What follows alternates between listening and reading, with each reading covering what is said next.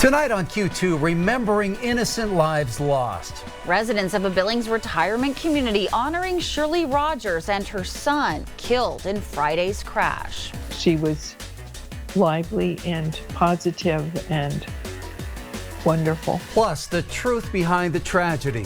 They fled immediately. There was no contact, there was no anything. It was just an immediate flee the area. A timeline unveiled and details of a scary 911 call released leading up to that accident. And jars of kindness. Cheyenne looked up and she could see the flames. A community rallying behind the family who lost their house in the short draw fire. The MTN 530 news starts right now.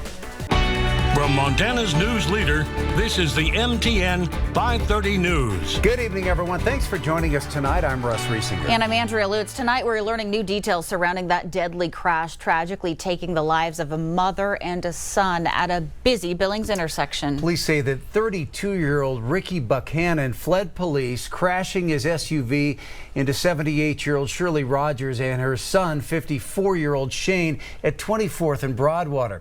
That crash snarled the intersection for hours and injured 4 additional people in another car, including an infant child. And now, 4 days later, Buchanan appeared in court, now facing a $1 million bond for his crimes, pleading not guilty to 8 felony offenses for this crash and the events leading up to it. And we're learning he has a lengthy criminal record, a current fugitive out of Mississippi.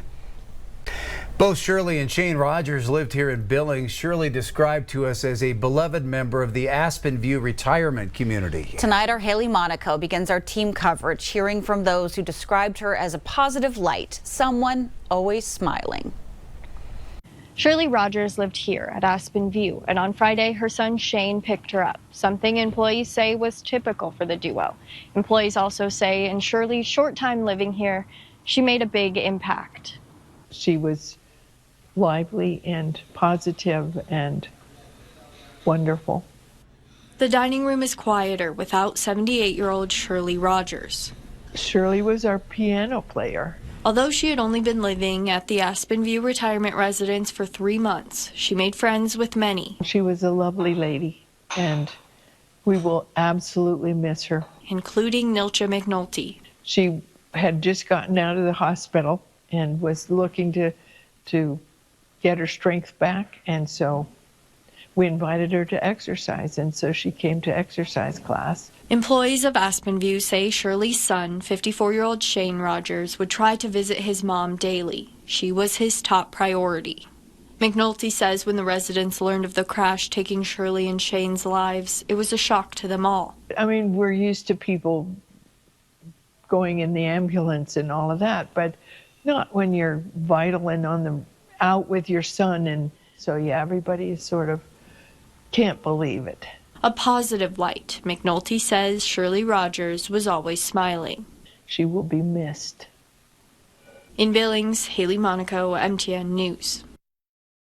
The deadly crash that killed Shirley and Shane unfolded because of what police are calling a scary and urgent 911 call. Dispatchers said they could hear screams of abuse coming from the inside of Buchanan's SUV from his ex-girlfriend. Tonight, our Charlie Klepp speaks with police about their response to that call. That crash happened at the intersection of 24th and Broadwater, but it was actually in this area near the intersection of 29th and Broadwater where the incident first started, after police said they received a scary domestic disturbance call. It started just like so many have before. Officers were dispatched to an open 911 call. A call made discreetly by a victim trapped in a car by suspect Ricky Buchanan in the midst of a dispute. They could hear an active disturbance, so they started dispatching officers to that area. Officers quickly converged on the parking lot of the Rocky Mountain Community Church, and then things happened fast. And as soon as the first officer pulled into the parking lot, the suspect in that vehicle fled that parking lot. It's all caught on a BPD officer's dash cam that police couldn't release, but MTN has viewed. Buchanan fled through grass and trees, turning east onto Broadwater and accelerating at high speeds. The officer witnessed his reckless driving and turned around to try and keep him in sight, unsure of if the victim was still trapped in the vehicle. Because of the nature of the call, we had an obligation to at least continue to try to figure out what was going on. That officer's attempt to stay close was short-lived. Before he knew it, a cloud of dust and smoke was ahead in the distance. The suspect had already entered into the intersection there at 24th and Broadwater and struck the other vehicles. That crash happening just 8 minutes after the initial 911 call. And while there wasn't enough time for this to escalate into a pursuit, Lennox says that it was a serious enough situation for officers to follow. It could have developed into something on our end as far as a pursuit goes. It just, in this instance, it just developed faster than that determination could be made. A disaster that all happened quickly, leaving both Billings police and the community grieving. But we never like to see an instance where a complete innocent individual is caught in the middle of somebody else's decision to commit violence or commit crime. There are no words to express the sympathy we have. In Billings, Charlie Kleps, MTN News. Firefighters continue to make progress on the Short Draw Fire, which has burned more than 35,000 acres between Wyoming and Montana. That fire is now 65% contained. Fire managers say fire lines placed along the east, north, and west perimeters of the fire. There are still 250 firefighters working this fire. As of now, the cause remains unknown. There remains more than 60 active fires across Montana, with nearly 20 of those sparking in the last 24 hours. One home and several other structures were lost in the Short Draw wildfire.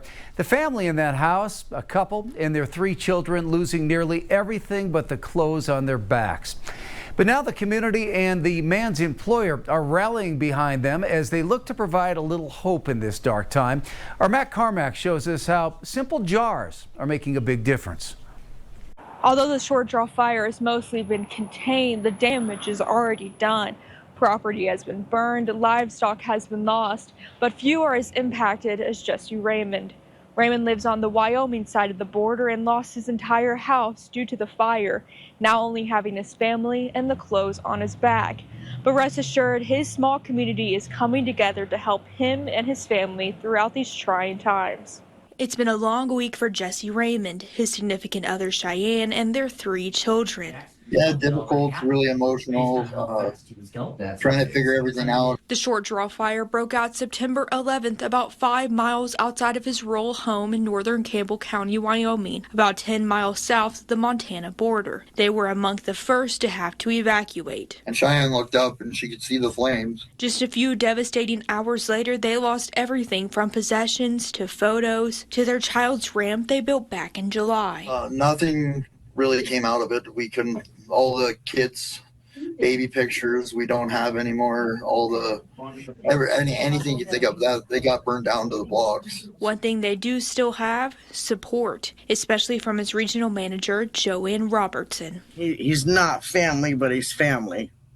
You know, we'll do anything for him, whatever he needs to get him back on his feet.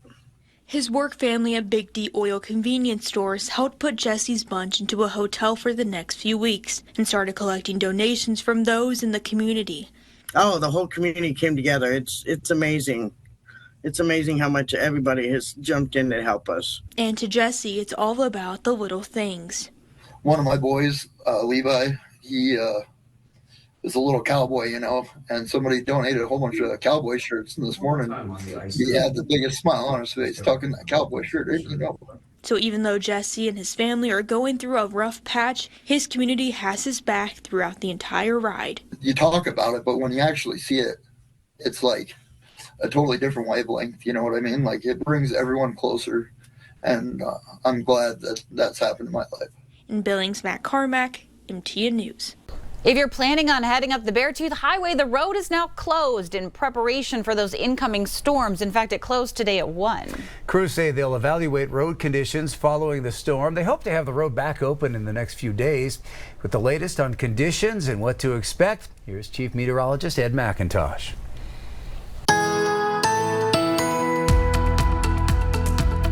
With the exception of the Kalispell at 72, pretty much everybody else to the west of Billings, and Cody is in the 50s and 60s this hour. But check out the readings in the Eastern Plains with Billings at 74, 84 for you in Miles City, and we're pushing 90 degrees in Baker, at 90 in Glasgow as of a few minutes ago. But check out Glendive. Things are more active there already. Shower and thunderstorm activity has been amping up, and the potential for some strong to severe storms exists over a widespread area of eastern Montana throughout the evening.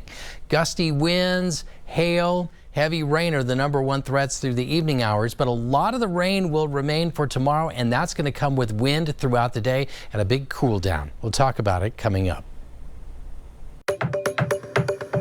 Construction is officially underway on the new LDS Temple in Cody, Wyoming, even after legal hurdles. But opponents plan to take the case all the way to the Wyoming State Supreme Court. Hundreds of people attended planning meetings in Cody for months fighting light pollution. However, the city approved that plan last year. Preserve Our Cody Neighborhoods filed suit, but a district court judge ruled in favor of the Mormon Church.